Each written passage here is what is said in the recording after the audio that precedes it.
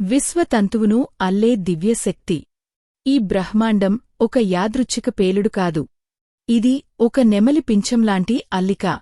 ప్రతి తంతువు, ప్రతి తరంగం ఒక దివ్య సంకల్పంతో నెమరువేసిన అద్భుతం. ఈ అల్లిక వెనుక ఒక శక్తి ఉంది. కనిపించదు, కాని అనుభవించవచ్చు. ఆమె పేరు శక్తి. ఆమె పేరు ప్రకృతి. ఆమె పేరు దేవి. పురాతన ఋషులు ఆమెను తపస్సుతో దర్శించారు.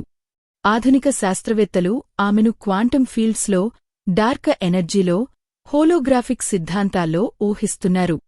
ఆమె స్థిరంగా ఉండదు. ఆమె ప్రవాహిస్తుంది. ఆమె వెనుక ఉండదు. ఆమె ముందుంటుంది.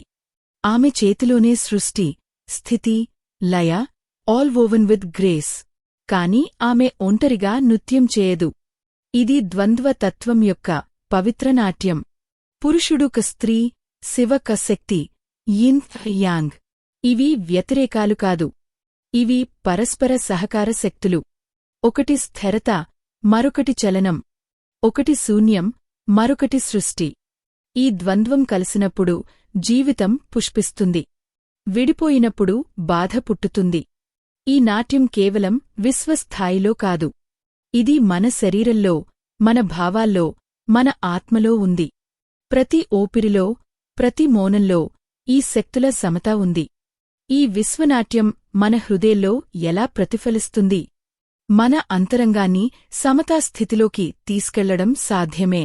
ధ్యానం ద్వారా, ఊపిరిలో శివుని స్థిరత, శక్తి యొక్క చలనం. సృజనాత్మకత ద్వారా, రాయడం, పాడడం, చిత్రించడం, నాటించడం. ప్రకృతిలో నడవడం ద్వారా, ఆమె రేఖలు, ఆమె నిశ్శబ్దం, ఆమె ఉత్సాహం.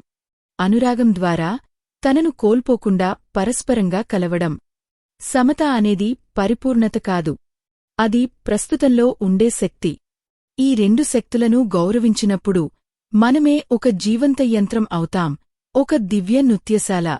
ఇది కేవలం తత్వం కాదు. ఇది పిలుపు. దివ్య స్త్రీ తత్వం మీలో ఉంది. ఆమె మీ షన్, మీ సృజన, మీ అనురాగం. ఆమె మీ కన్నీటిలో ఉంది. ఆమె మీ నవ్వులో ఉంది. ఆమె మీ మౌనంలో ఉంది. మీ అనుభవాలను పంచుకోండి.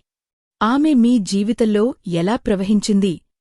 ఆమె మీలో ఎలా నాట్యం చేసింది? ప్రతి కథ, ప్రతి భావన ఈ తంతువును మరింత అల్లుతుంది. ఎందుకంటే ఈ విశ్వం ఒక యంత్రం కాదు. ఇది ఒక మంత్రం. మనం ఆ మంత్రంలోని అక్షరాలు.